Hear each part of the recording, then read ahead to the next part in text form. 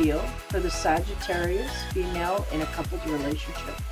I do an anchor spread, so I basically lay out the cards, don't assign any specific meaning to any one card, but we go through the romance tarot and the sexual tarot, and we just really see what comes out.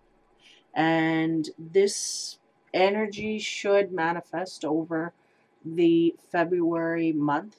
Anytime during that month. It could swing into March and April yet, but for the couples is to manifest over that. On a single side of the relationships, the energy can really go at different times, but for the couples, it's usually manifesting within the month of February at some point.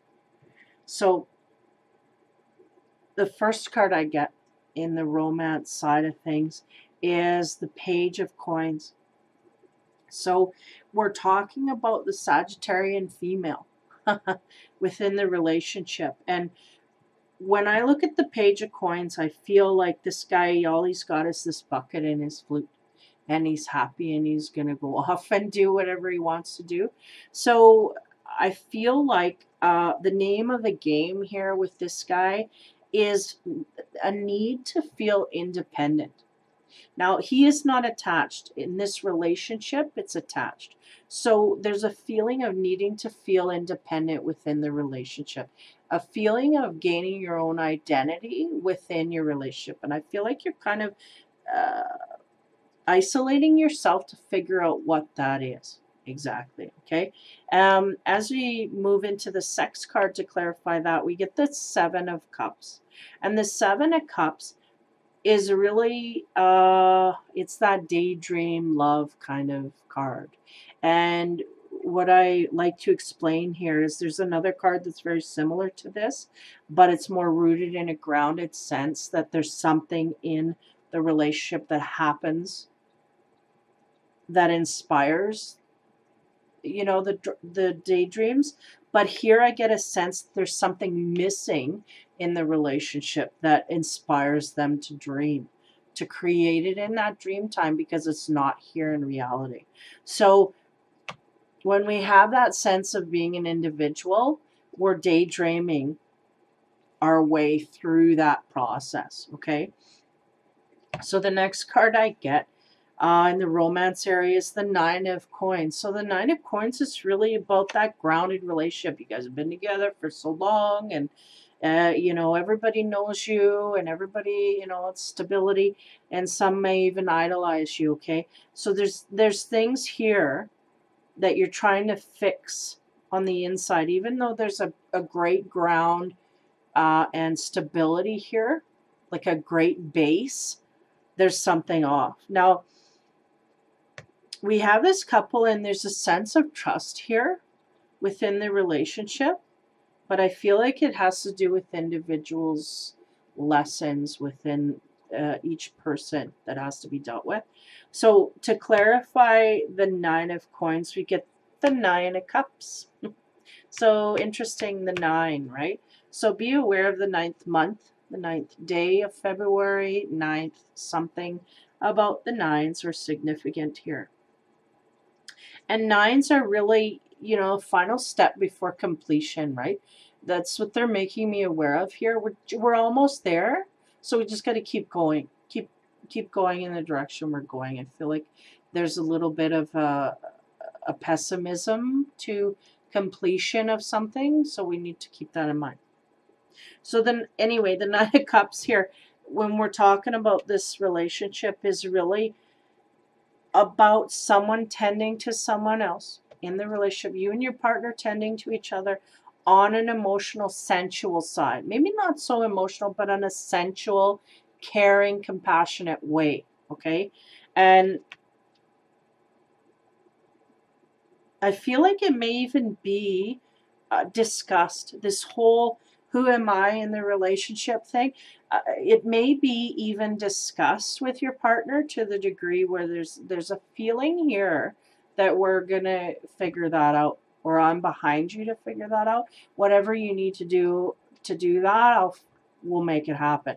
Like there's really an urge to accommodate here on both ends. Like, I feel like a desperation beyond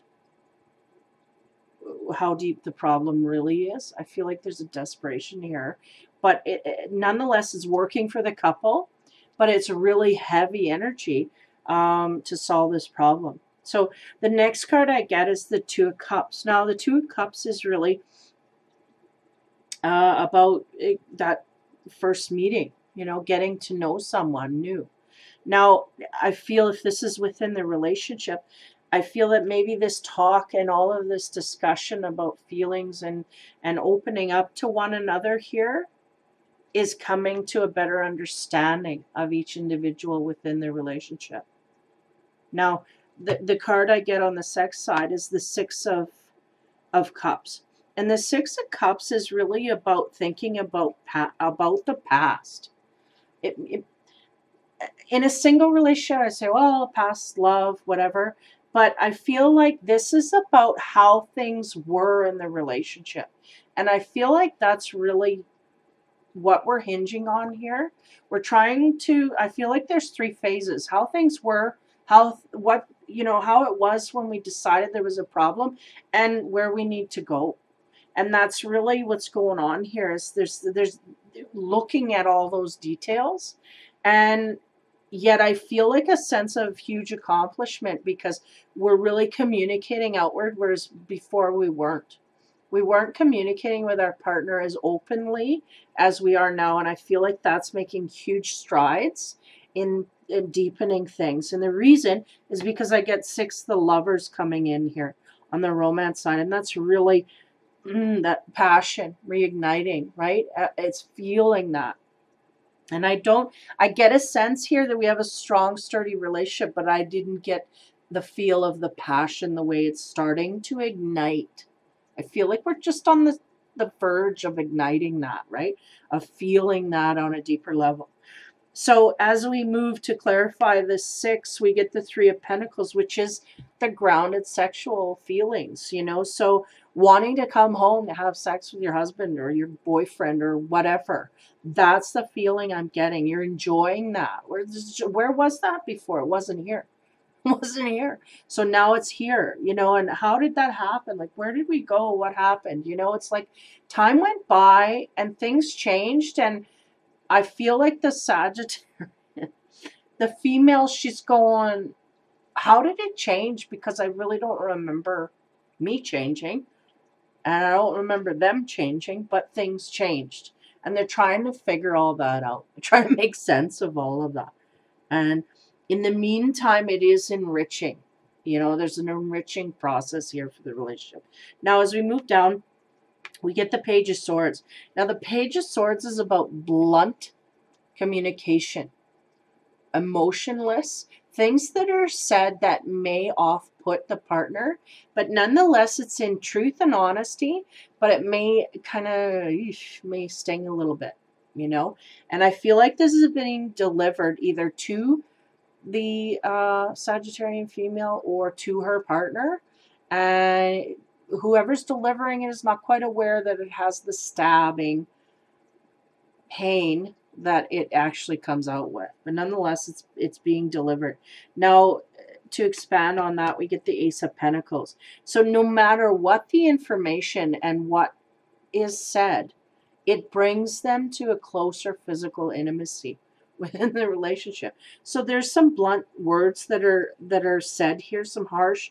I don't feel it's harsh against, but I feel it's hard to hear. Something is not easy to hear for the partner, or you know, you or the partner. But again, it makes them feel more grounded in the relationship. And I mean, they have the Nine of Coins, so you can't get a more grounded relationship, but we're getting deeper into that. So the next card I get is the Wheel. So the Wheel is about changes, fate, lessons, learning, movement within the relationship. Things that, cycles that happen, right? The next card I get to expand on the sex side is the Five of Pentacles. So the Five of Pentacles is really about blo- partners wanting to blossom the other in a way, like you're almost like the dating scene where the guy is bringing out his guitar on the front porch of the beach, beach arena, and he's just going to sing for her, and it's all natural. It's all natural. It's none of it's really put on. It's just impromptu. Things are happening where there's a deeper feeling, a deeper meaning, and a deeper sensation grounded into the relationship. That's what the Five of Pentacles is. So the change is going in the greatest direction here for them, because I feel like even though things here, the cards are all illuminating, I feel like in the past we just didn't have things so great. Not that we weren't a great couple, we're a great couple, but we are, weren't taking advantage of who we were in this union. And now that's being more looked at in more of an aware fashion. So it's hard to express that. So it's being expressed in more of an aware fashion. Okay, that makes sense. Now, so we have that Five of Pentacles, which is that old romantic kind of feel. He's taking out the violin. He's going to play for her. He's really going to kind of seduce her. We're thinking about a long-term relationship here, and we're going back to all of those roots. This is good stuff. So the next card I get is the Ten of Wands. And the Ten of Wands is really about putting your best foot forward. So I feel like this is on both sides, but I feel like more on the male. This really has to do with the male trying to put his best foot forward. He's trying to make the best effort he can out of what's going on here.